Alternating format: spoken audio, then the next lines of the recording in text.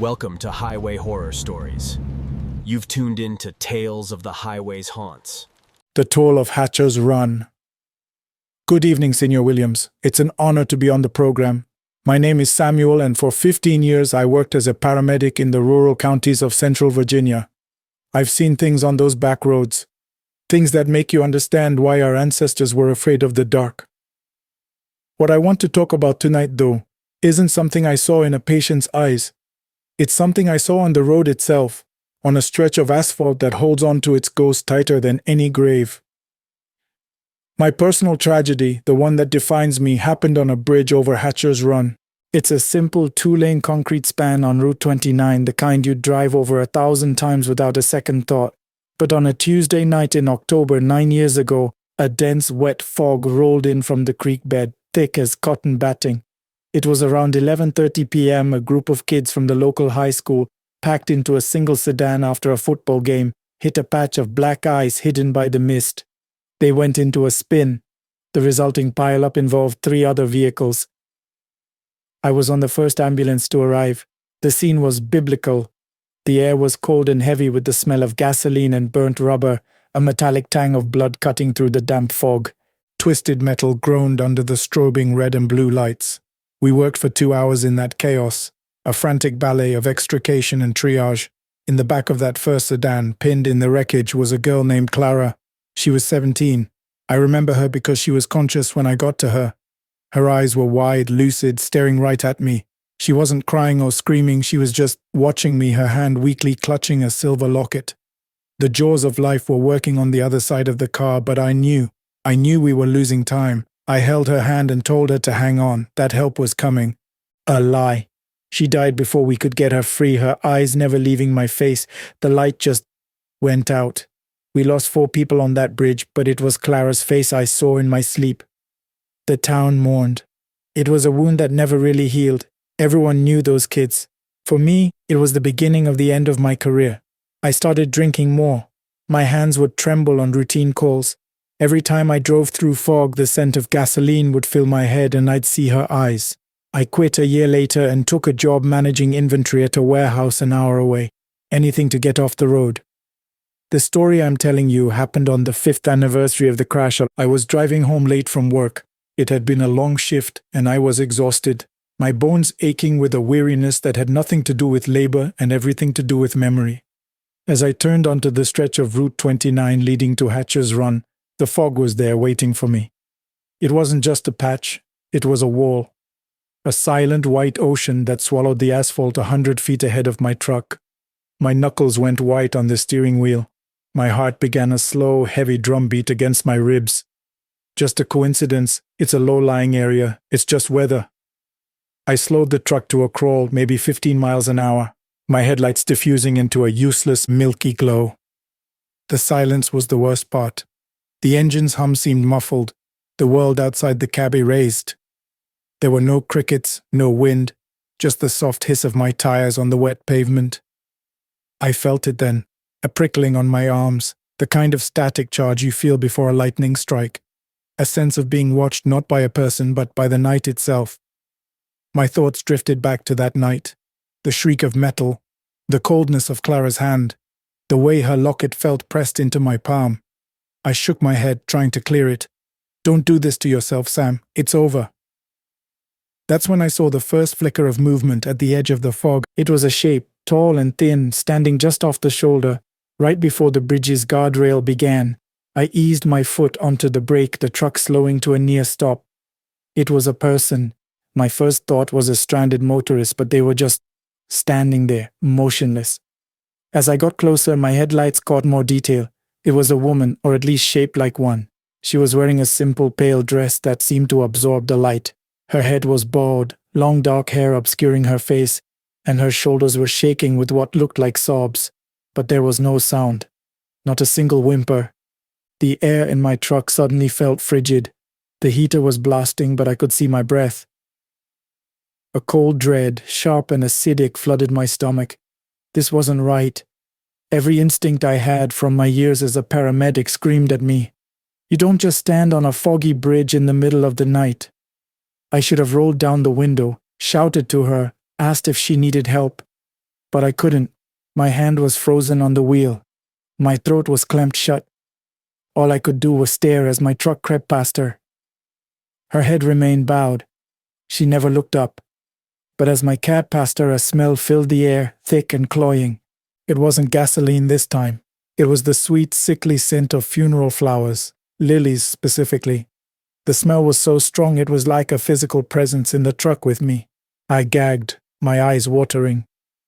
I pressed the accelerator, wanting nothing more than to be away from there. I looked in my rearview mirror, but she was already gone, swallowed by the fog as if she'd never been there. The oppressive silence returned, broken only by my own ragged breathing.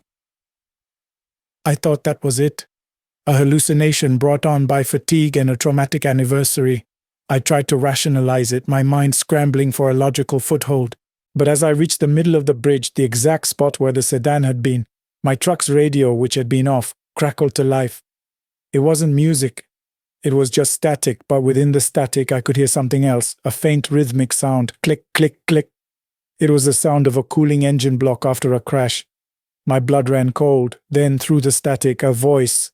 Not talking, but a soft, choked gasp, a single intake of breath before a sob that never comes. It was a girl's voice. The sound was inside the truck with me. I slammed my fist against the radio, but it did nothing. The clicking and the choked sob continued. And then I saw her again. She was standing in the middle of my lane. I hadn't seen her approach. She was just there, 10 feet in front of my bumper. My foot slammed on the brake, and the truck skidded, tires squealing on the slick pavement. It stopped just inches from her. This time she slowly lifted her head. There was no face. Where her features should have been, there was only a smooth, pale, and utterly blank surface, like an eggshell. Yet I felt it in the deepest part of my soul, that she was staring at me. Her shoulders shook with those silent, violent sobs. Then she raised a hand. It wasn't a threat. It was a slow, deliberate gesture. In her palm was a small silver object that caught the dim light. A locket. She opened her hand and the locket swung gently from its chain. It was the last thing I saw before I blacked out. I woke up slumped against the steering wheel, the truck idling. The fog was gone. The sky was clear, studded with stars. The radio was silent. I sat there for a long time, shaking, the smell of lilies still faint in the air. I never saw her again, but the experience left a mark. It wasn't a scar or a brand, but a cold spot inside me that has never gone away.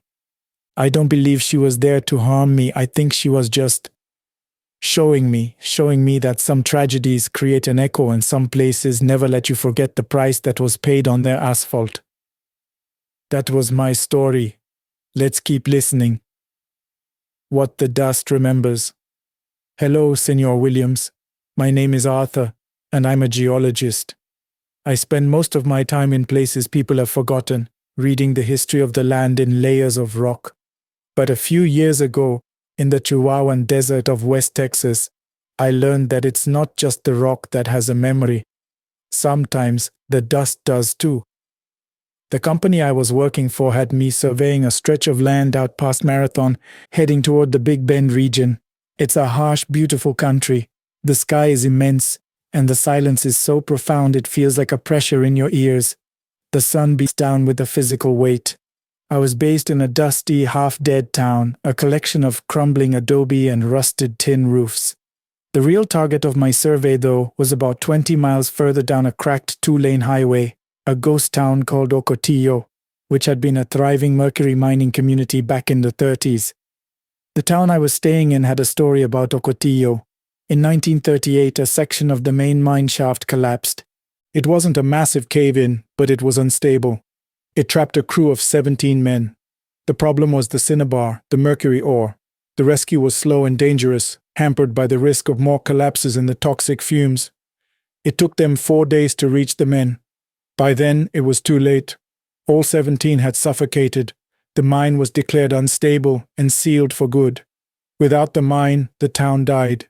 The families drifted away, leaving their houses and the graves behind.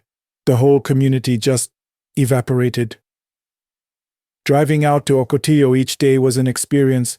The heat was a living thing, shimmering off the asphalt in waves that made the distant mesas tremble. The landscape was all muted browns and pale greens, skeletal ocotillo plants reaching for the sky like desperate hands. The air smelled of dust and creosote. There was a profound loneliness to it, the feeling that you were the last man on earth. But under that loneliness there was something else, a stillness, a sense of waiting. I started my work, taking samples, mapping strata. During the day, it was just a job.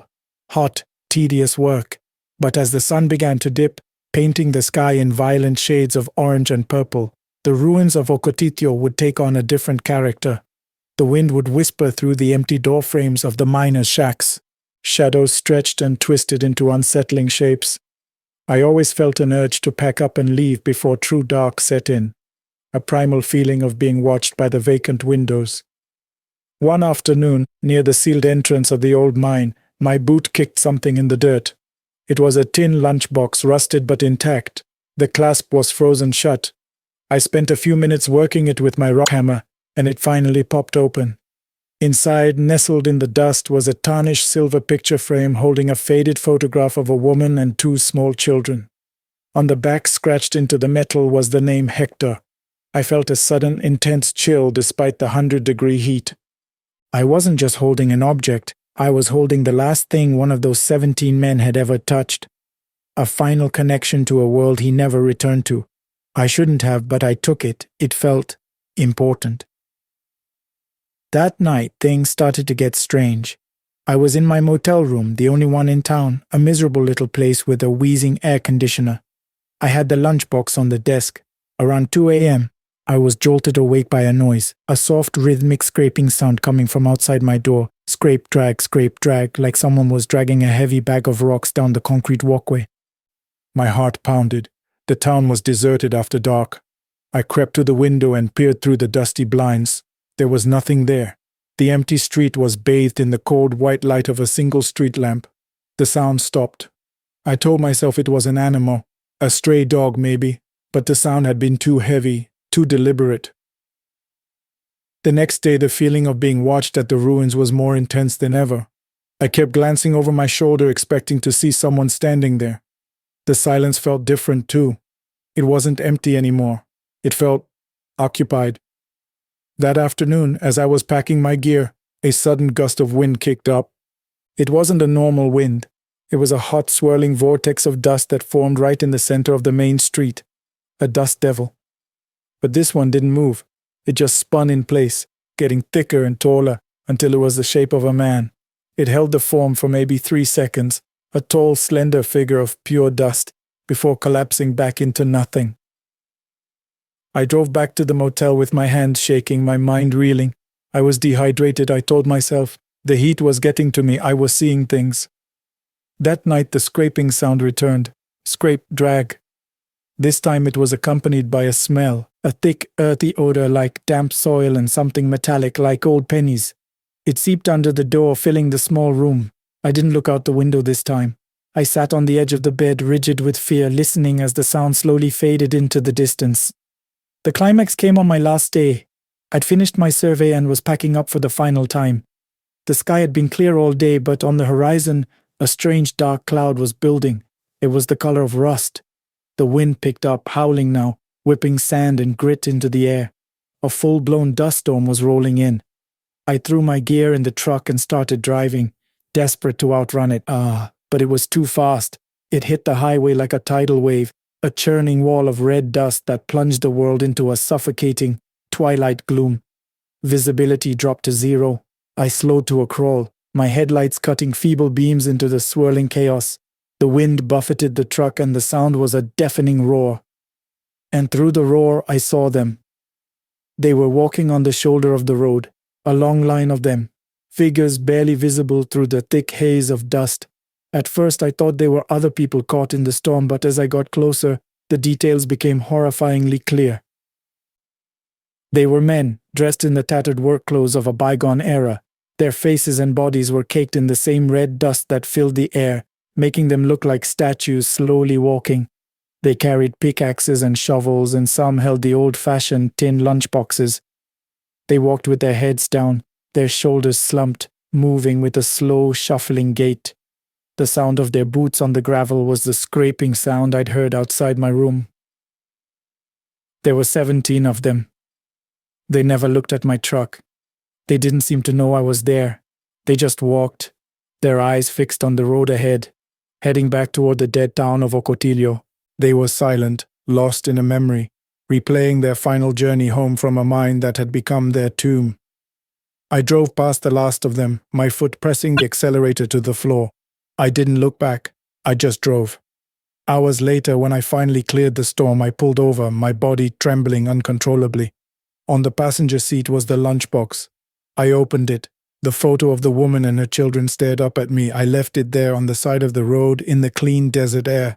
Some things don't belong to the living, and some stories are remembered not in words, but in the dust that waits to be stirred. And now we continue with another testimony. The harvest route. Senor Williams, thank you for letting me share this. My name is Maya. I'm a graphic designer in Chicago now, but I grew up in one of those forgotten little farm towns in central Nebraska. It's the kind of place built on a grid of gravel roads and surrounded by an ocean of corn. A place where the sky is the biggest thing you see every day. I left when I was 18 and never planned on going back. But last fall, my father passed away, and I had to return to sell the family farm. I had to drive those old roads again. The conflict in my hometown, the tragedy that hollowed it out long before the economy finished the job, happened 30 years ago. It was during the annual Harvest Festival. The whole county would turn out for it. A week before Halloween, a night of hayrides, bonfires, and ghost stories. That year, 5 children went missing. No ransom notes, no witnesses, no bodies. They just vanished from the festival grounds. One of them was my best friend Leo. He was 8, same as me. I was sick with the flu that night, so I wasn't there. I remember the panic, the police cars crawling down our dirt road, the hushed, terrified whispers of the adults. The town was never the same. The Harvest Festival was never held again. The tragedy laid a permanent frost over everything. Returning felt like stepping into a photograph that had been left in the sun to fade. The town was smaller, grayer. The farm felt heavy. The silence in the house was a physical presence. My task was to sort through a lifetime of memories, boxing up my parents' lives. Every day, I'd find something that reminded me of Leo. An old drawing we did, a scuffed-up baseball in the barn. The grief was a fresh, open wound again. To clear my head, I'd drive.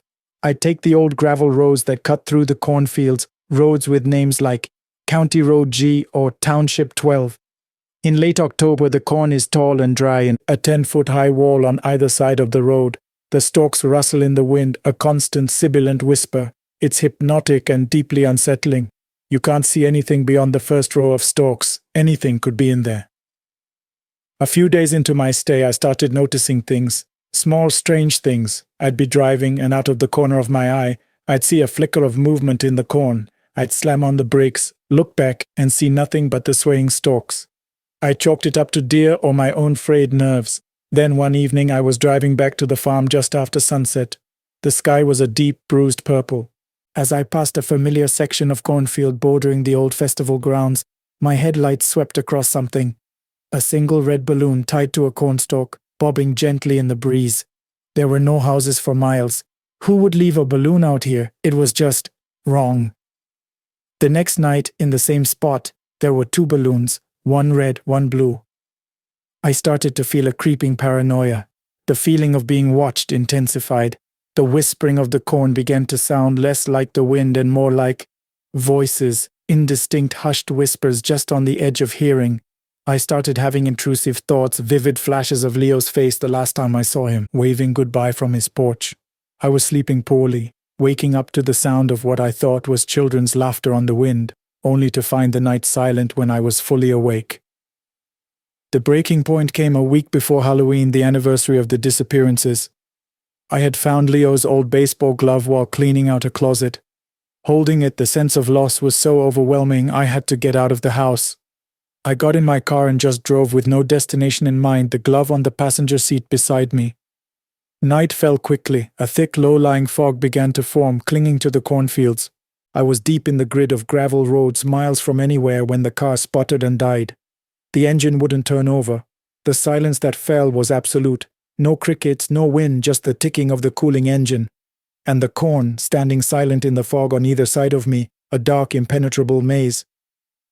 Panic set in. My cell phone had no signal. I was stranded. I sat there for what felt like an hour, the cold seeping into the car, my breath fogging the windows. And then I saw them. It started as a single shape, a silhouette at the edge of the cornfield, half hidden by the fog. It was small, the size of a child. It was perfectly still. I stared, my heart hammering against my ribs, trying to make sense of what I was seeing. Then another shape appeared beside it, and another, and another. There were 5 of them.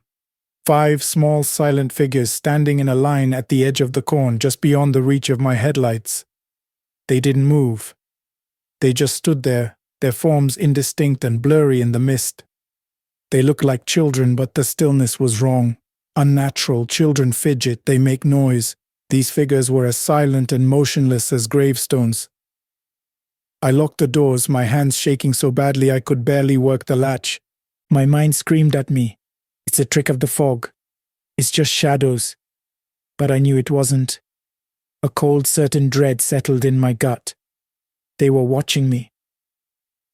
One of them took a single slow step forward, out of the corn and onto the gravel shoulder. My headlights illuminated it more clearly. It was a boy, wearing what looked like old-fashioned clothes. His face was a pale oval, his features indistinct. But his eyes, I couldn't see them, but I could feel them. They were fixed on my car. He lifted his hand, not to wave, but just held it up, palm facing me. He stood like that for a full minute. The others remained at the edge of the field, unmoving. A tear rolled down my cheek. I wasn't just scared, I was heartbroken. In that small, silent figure I saw all the lost children, all the years of my town's unanswered grief. I don't know why, but I looked at the passenger seat, at Leo's glove. When I looked back up, the boy on the road was gone. The other 4 figures were gone too. I sat there, trembling, for another 10 minutes before I tried the ignition again. The engine roared to life on the first try. I drove straight back to the farmhouse, packed a single bag and left. I left the boxes, the furniture, the memories. I left the key on the table and drove all night until the sun came up and the cornfields of Nebraska were hundreds of miles behind me. I never found out what those figures were, but I believe they're still there. I think the land took those children, and on some nights when the air is cold and the fog is thick, it shows you what it's keeping. That was my experience. Let's hear what comes next. Echoes on the interstate. Senor Williams, I listened to your show on the long hauls. Helps keep me awake. The name's Frank, and I've been driving truck for 22 years. I've seen this whole country through a windshield, and I can tell you, the loneliest, most dangerous stretch of road in America is Interstate 80 through southern Wyoming in the winter. They call it the Highway of Hate. It's 400 miles of wind, ice, and emptiness. It's also where I saw something that made me sell my rig. This happened about 6 years ago in January. I wasn't from Wyoming. I was just passing through, hauling a load of machine parts from Salt Lake City to Omaha. Before I left Utah, the news was on at the truck stop diner. They were talking about the anniversary of the Spencer family, a young couple and their 2 little kids. A few years prior, their minivan had broken down on I-80 somewhere east of Rawlins during a ground blizzard. No one found them for 2 days. They froze to death, huddled together in their car. The story stuck with me. I have a wife and a daughter, and the thought of it was a deep primal fear, the kind a father can't just shake off. As I headed into Wyoming, the weather was already turning. The sky was a solid sheet of metallic gray. The wind was picking up, rocking my trailer. The electronic signs over the highway were already flashing warnings. Blizzard conditions ahead. High-profile vehicles use caution. I should have stopped in Laramie, found a motel, waited it out. But the deadline was tight and I was running on pride and caffeine. I've driven through worse, I told myself. A stupid, arrogant thought. Past Laramie, the world disappeared. The snow wasn't falling down. It was blowing sideways in a blinding, horizontal sheet. The wind howled like a predator. Visibility dropped to maybe 20 feet. All I could see was the 2 faint lines of the road directly in front of me and the swirling white abyss on all sides. The temperature gauge on my dash read 5 degrees Fahrenheit, but with the wind chill, God only knew how cold it was out there. There were other cars on the road.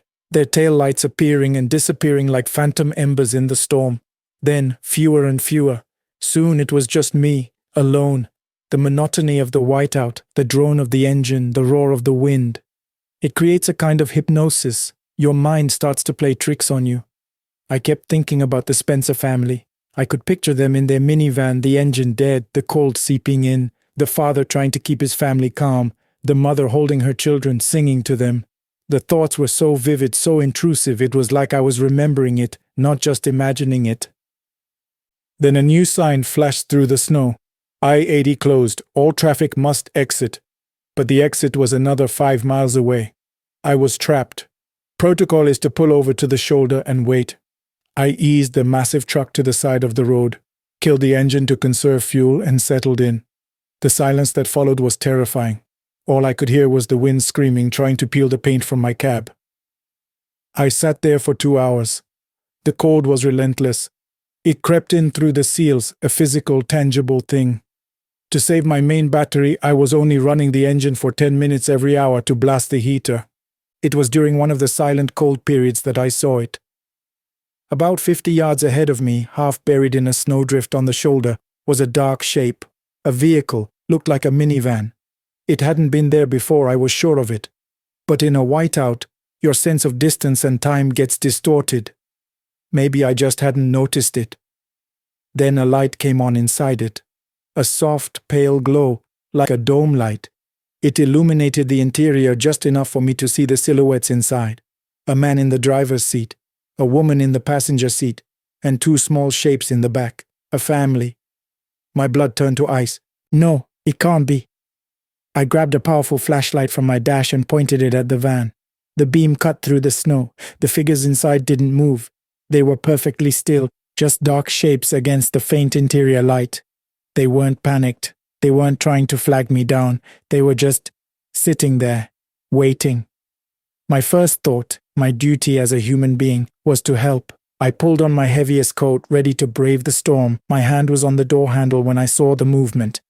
One of the small silhouettes in the back, a child, so slowly moved toward the side window. It was a fluid, almost graceful movement, utterly out of place in that frozen tableau. The small shape raised a hand and pressed it flat against the inside of the window. I could see the faint outline of a small palm and 5 little fingers, a dark star against the frosted glass. And it just stayed there. I froze. Every alarm bell in my head was screaming. This wasn't real, it couldn't be. The temperature was lethally cold. No one could survive out there for more than a few minutes. And that gesture, it wasn't a cry for help, it was something else, a greeting, a statement, we are here. The father figure then slowly turned its head, the silhouette of its face now pointing directly at my truck. It didn't wave, it didn't do anything, it just faced me. I felt a terror so profound it almost stopped my heart. It was a feeling of being seen, not by a person, but by a memory, an echo of a tragedy that had stained that piece of road. I scrambled back from the door, my back hitting the sleeper bunk. I couldn't take my eyes off them. I watched, paralyzed for what felt like an eternity. The hand stayed on the glass. The father's head stayed turned towards me. The dome light never flickered. A snowplow saved me. Its massive yellow lights appeared behind me like the sunrise, its horn blasting, waking me from my trance. The driver's voice on the CB radio was a godsend, announcing the highway was reopening. As the plow passed me, its lights washed over the minivan. And there was nothing there. The snowdrift was there, but the van was gone. There were no tracks, no sign anything had ever been there.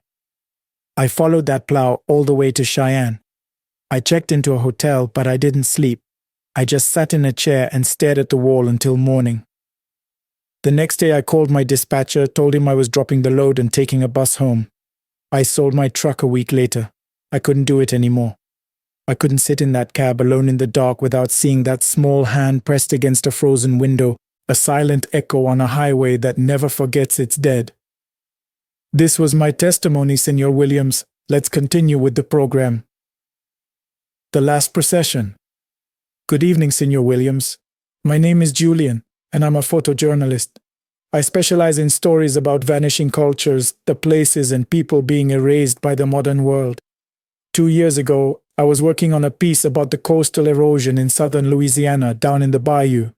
I was documenting a small Cajun town called Ile de Jean Charles, a place that is literally being swallowed by the rising Gulf of Mexico. The story was about loss of land, of homes, of a way of life. But the real tragedy, the one that haunts me, was the loss of their dead. The town is on a tiny ridge surrounded by marshland, connected to the mainland by a single 2-lane road that is often flooded. For generations, their community life centered around their church and the cemetery beside it. It was a traditional above-ground cemetery, with whitewashed tombs and ornate iron crosses, a city of the dead rising out of the wetlands. But the water was winning. The land was sinking.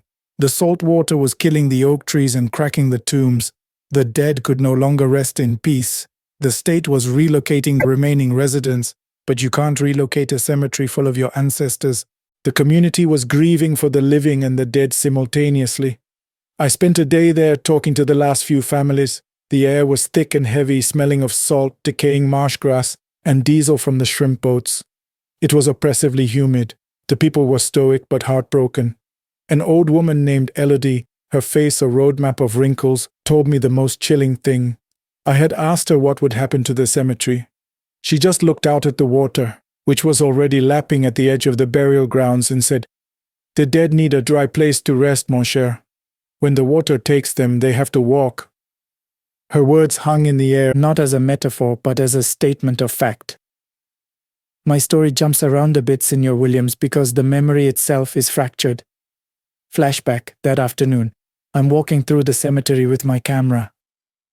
The water is inches from the nearest tombs. Some have already tilted, their foundations eroded. It's quiet except for the cry of gulls and the gentle slap of water against the sinking land. There's a feeling of profound desecration in the air. I take a picture of a cracked tomb where a tangle of mangrove roots is prying the marble apart. A feeling of being an intruder, a vulture documenting a sacred death, settles over me. Present, that night. I'm driving away from the island, back towards Houma. It's late, close to midnight. A storm is brewing over the Gulf, and the sky is a starless, inky black. My headlights are the only light for miles, cutting a tunnel through the darkness. The road is elevated, a thin ribbon of asphalt with black water on both sides. The air is electric with the approaching storm, and the humidity is so thick that the world outside my windshield seems to smear and distort. My car radio is playing faint Cajun music, but it keeps cutting out, replaced by bursts of static. Flashback. That evening, I'm sharing a cup of coffee with Elodie on her porch, which is propped up on stilts. The sun is setting. She's telling me stories about the people buried in the cemetery, her husband, her parents, her grandparents. "They talk to you in here," she says, tapping her chest. "They don't like the water. They are restless." The way she says restless makes the hair on my arm stand up. There's no fear in her voice, only a deep, weary sorrow. Present. The car. The rain starts. Big fat drops that splatter against the windshield. The static on the radio gets worse. I'm tired. My mind a jumble of the day's images and stories. The road ahead seems to stretch into infinity. I pass a sign that says mainland 5 miles. The feeling of isolation is total. That's when my headlights catch them. They are on the shoulder of the road walking. It's a long line of figures, maybe a dozen or more, walking single file. My first rational thought is that it's some of the residents walking for what? There's nowhere to go. There are no houses, no lights, nothing but road and water. I slow the car down, my heart starting to thud against my ribs. As I get closer, I see that they are all dressed in dark, simple clothing, the kind you might see in old photographs. Their forms are indistinct, wavering in the humid air and the falling rain. They walk with their heads down, their pace slow and deliberate. A procession. They pay no attention to my car as I crawl past them. I stare, trying to see their faces, but they are all obscured by shadow or the downturn of their heads. They are utterly silent. No sound of footsteps on the wet asphalt, no murmuring, nothing. Just the sound of my engine in the rain. The air in the car becomes cold, clammy, and a smell fills it, the smell of damp earth, of wet stone and something else. The faint, sweet scent of decay. They are walking away from the island, away from the cemetery. Elodie's words echo in my head. When the water takes them, they have to walk. I press the accelerator, my mind refusing to accept what my eyes are seeing. I don't look in the rearview mirror. I can't. I fix my eyes on the road ahead and drive, my knuckles white on the steering wheel. The radio dies completely, leaving only a low hum. The last thing I remember from that day is my final flashback, which hits me as I finally reach the solid ground of the mainland. Flashback, Elodie's porch. As I was leaving, she grabbed my arm. Her grip was surprisingly strong. She looked me dead in the eye and said, "If you see them on the road tonight, you keep driving, you don't stop. They're not walking for you. They are just looking for a dry place to rest." I never published the photos I took that day. They felt cursed. I think about that road sometimes, about that silent, sorrowful procession walking away from their flooded graves, forever searching. And I wonder if they ever found a dry place to rest. Blacktop Psalm. Good evening, Senor Williams. My name is Miguel Ortega, a flatbed driver out of Zacatecas. I'm 42, and this happened on Federal Highway 54, around kilometer 27, where the mesquite leans in like it wants to hear the motor. I'd loaded limestone beams for a night drop near Villanueva. The air was dry enough to fray a throat. Dust ran across the lane in sheets. Since my brother's shop accident 2 months before, I'd been driving with my hands too tight on the wheel, seeing his empty seat every time I glanced right. Past the KM25 roadside cross, 2 short taps of the horn for him, my private ritual. The radio sank into a soft hiss. The power lines ahead rose and fell like a pulse.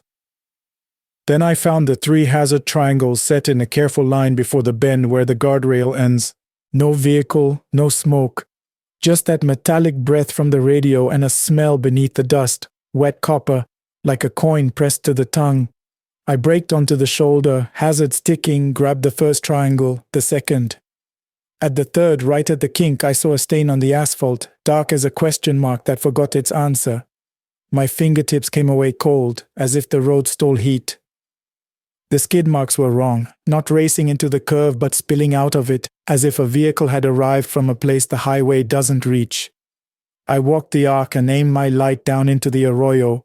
Dust turned the beam into a pale column, a church candle. In that column, I didn't see a face. I saw a posture, shoulders hunched, hands pulled to the chest like a man carrying a jack. My brother's old habit, a slight tilt when he couldn't hear me over an engine. The radio hiss deepened, the kind that finds your teeth. I kept still. The triangles bit my forearm through my jacket. Behind me, by my truck, new marks stippled the dust, footsteps careful enough to blur at the heel, as if passive hands were dragging. They led not from the arroyo but toward it, from my open door to where I stood. I arranged the 3 triangles on the gravel, neat as an offering. A dragging sound rose from below. Fabric over stone. Stop, start, stop, start. Something pressed the steel toe of my boot, not a hand, a cool weight like iron leaning to be lifted. I crouched, palms out. The weight arrived exactly how I remember a jack feels. Its mean bite into the hands, and I pulled as if something could be saved if I did it right this time. My breath hammered. The stain slicked my soles. The shape in the column did not move, it only watched, head tipped, patient. The weight fell away. My hand snapped up empty. The radio clicked to static, ordinary as rain. A dog barked twice somewhere the road doesn't go. I returned to the cab to find the door half closed, as if someone had held it, careful not to slam. On the passenger seat lay a single smear of grit, curved like an L. I delivered the beams. Next day I bought the expensive jack with the redundant lock. I avoid Highway 54 at night, but sometimes at red lights the radio finds that hiss again, and a brief weight sits across my palms, long enough to remind me there's a bend in the world you only notice after it takes something. That's my account. Let the next voice take the wheel. The Underpass Choir. Good evening, Senor Williams. I'm Daniel Rivas, EMT in Monterrey. This runs under Avenida Constitucion, near the Santa Lucia exit, where the pillars are ribs and the echo turns breath into a second person. A month earlier, my partner Tere and I lost a boy named Mauricio in a rollover. After his funeral, someone called the station and left the phone open on a table. Dishes scraping, a radio whispering a house that couldn't let a breath out. Rain held the city 6 days and let go on the 7th. That night the air was pure clean and our dispatch sent us to a possible pedestrian down under the overpass at 213. Anonymous caller. The siren's tone fattened under concrete. Above us, feet crossed the upper deck, rubber squeaks, a crowd at funeral pace.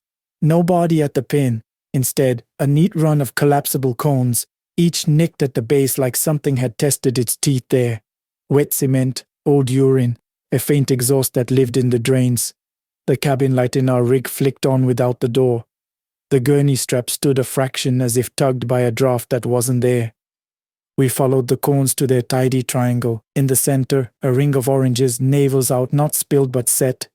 When I knelt, my knees sank into water that clung heavy, syrup-thin and cold. The footsteps above stopped.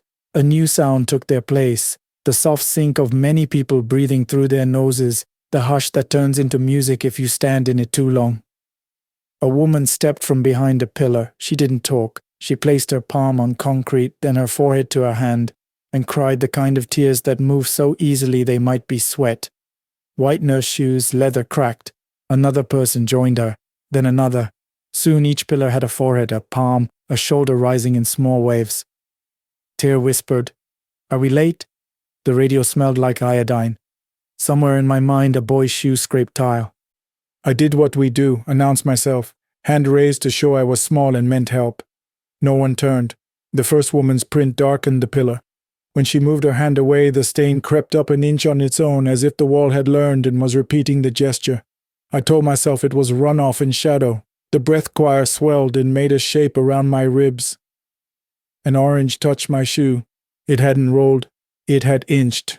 I picked it up, cold as a gurney bar at 3 a.m., and my palm stuck for a second, pulling away with a small wet kiss. The cones felt like punctuation to a language that keeps you from saying the wrong name aloud. Our radio cleared. Dispatch asked for a status. I told the truth I could hold. No patient found. We left the cones. We left the oranges. We left the pillars to their foreheads. Some nights off shift I coast beneath that bridge, kill the music and let the echo settle. If the air is right, I hear a choir built from everything people refuse to say, and I can't tell if that makes the city kinder or crueler. That's my report. Let the lights change and the next voice merge. The line at kilometer 88. "Hello, Senor Williams. I'm Veronica, Vero Salgado, delivery driver out of Villa Hermosa. My route turns the new road to gravel and then into a track we still call highway because it makes our bodies relax." The summer storms broke the pavement near KM 88. The plywood detour sign read Old Road, hand-painted. My dispatcher told me to take it to reach a village near El Triunfo, then stop by my grandmother's house in Balancan. The air at dusk held wet wool and frogs. The old road runs under ceiba trees that lean toward each other like teachers with a secret. Then it drops beside a canal choked with hyacinth. People say on that stretch you can meet your own shadow and fail to know its walk. The bridge over the canal was board slicked with algae. Tires squealed. A seatless bicycle kid warned me about ruts near the cattle dip. His voice sounded fresh from sleep. Farther along, a police cruiser idled window down. The officer lifted 2 fingers. I felt better having a witness. In the mirror seconds later, the cruiser was gone. No taillights, no dust, just not there. Numbers on stones instead of formal markers: 87, 87 and a half, 88. At 88, the road kinked left around a ceiba so big you could knock twice and wait. A line stood along the right shoulder facing the tree. A dozen people, evenly spaced, bare souls grey with dust, hands at their sides, each leaning forward a hair. A man with a cowboy hat, a woman in a nightgown, a girl with a school backpack. No one moved. The cab cooled. Condensation beaded at the windshield's bottom edge like the truck had lost its heat suddenly. They looked like they were waiting for a bus no longer scheduled. The last person in line lifted 2 fingers and set them against the bark as if checking for fever. Then the next did, and the next. A small sound rose, thread drawn through stiff cloth. The frog stopped as if a blanket had been snatched. Under it, I heard water gathering behind a clogged culvert, drip finding drip until the ground learned a new river. I greeted the road anyway because good manners are a superstition where I grew up. The scent shifted to hospital metal clean and the sweet rot of fallen mango. I eased forward, the truck yawing as if gravity had changed its mind.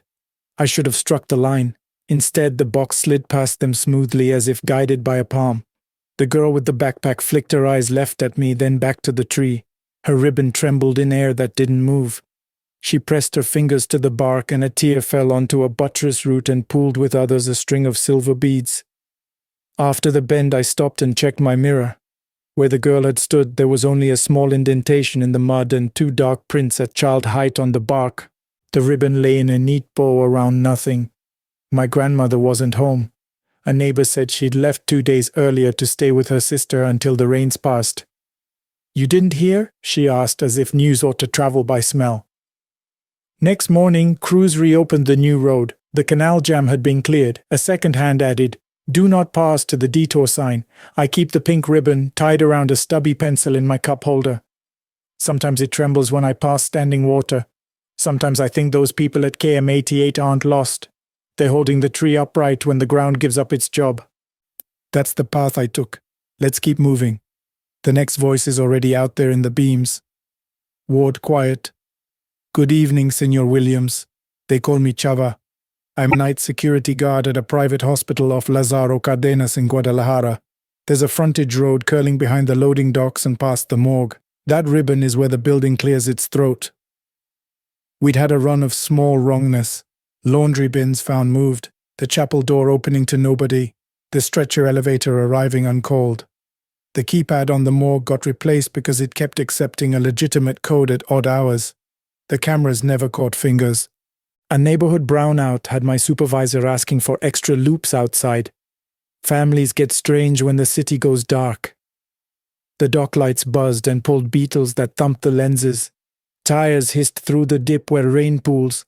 The smell there is a stable cord, cold stone, a thin sweet thread of phenol from the OR, fryer oil when the cafeteria starts early.